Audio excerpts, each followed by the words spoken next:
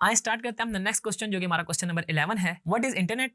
Internet is a useful source of knowledge and information. Discuss. आपको ये पता ना कि इंटरनेट है क्या, और हमने ये बताना है कि इंटरनेट जो है ना वो एक यूजफुल सोर्स है नॉलेज और इन्फॉर्मेशन का।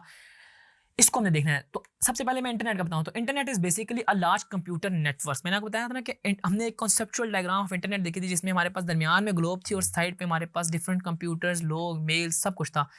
तो एक कंप्यूटर नेटवर्क है which extend all across the globe.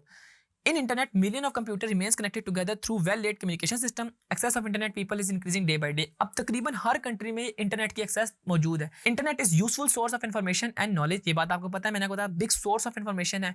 हमारे पास ये यूजेस हैं इंटरनेट के, ठीक है जी। फास्टर कम्युनिकेशन होती है, बिग सोर्स होता है इन्फॉर्मेशन का। कोई भी चीज़ हम इसमें इजीली रिसर्च कर सकते हैं बाय यूजिंग इंटरनेट। देन हमारे पास सोर्स ऑफ एंटरटेनमेंट है।